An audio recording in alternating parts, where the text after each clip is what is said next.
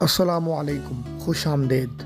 हमने उर्दू अदब सीखने वालों के लिए, उर्दू ज़ुबान से मोहब्बत करने वालों के लिए ये चैनल बनाया है और हमारी कोशिश ये है कि हम उर्दू के मुख्तलिफ़ आला पाए के शुआरा, उदबा, उनकी तहारीर से इस्तिफ़ादा करें और उनके अशआर से इस्तिफ़ादा करते हुए उनकी मुश्किल तराकीब और उनके आला पाए के जो बयानात हैं उनको इस चैनल के ऊपर तशहीर के तौर पे बयान करेंगे और उनका सही तलफ़ुज़ और मानी पेश करेंगे। इस काम के लिए हमने सबसे पहले मौजे इदराक को मुंतखब किया है, जो कि मोहसिन नकवी साहब की किताब है। वो बहुत आला पाए की शायरी उसके अंदर मौजूद है।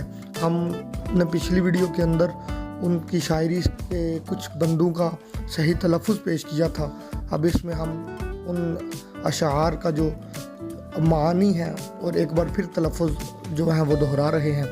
आपसे गुजारिश है कि आप इस चैनल को सब्सक्राइब करें और इसके साथ मुंसलिक रहें ताकि उर्दू अदब से मुताल्लिक़ वीडियोज़ आप तक पहुंचती रहें। आइए वीडियो स्टार्ट करते हैं। सबसे पहला लफ्ज़ है दश्त। इसका मतलब है सहरा। उसके बाद है महक, इसका मतलब है खुशबू। उसके बाद है गुलजार, फूलों की क्यारी। जहाँ कहीं फूलों की कसरत हो हम उसे गुलजार कह सकते हैं। ये दो लफ्ज़ मिले हुए हैं, गुल और जार। ये फ़ारसी का मुरक्कब है। उसके बाद है चश्म, इसका मतलब है आँख। ये भी फ़ारसी ज़ुबान का लफ्ज़ है। उसके बाद है गोहर ताबी, कीमती पत्थर की चमक।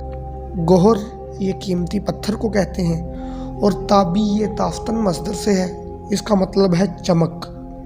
उसके बाद है हंगामा, इसका मतलब है अम्बवा, मजमा। उसके बाद है गुलनार, सुर्ख रुखसार। उसके बाद लफ्ज़ है दोशीज़ा, इसका मतलब है कंवारी। उसके बाद लफ्ज़ है शिराज़ा, इसका मतलब होता है इंतज़ाम। उसके बाद लफ्ज़ है नए रंग, इसका मतलब है जादूगरी। उसके बाद लफ्ज़ है औरंग, इसका मतलब है तख्त।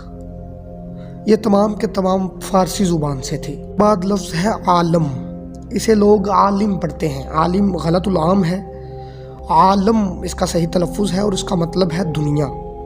उसके बाद है जलवा, इसका मतलब नज़ारा। उसके बाद है दारैन, दो घर।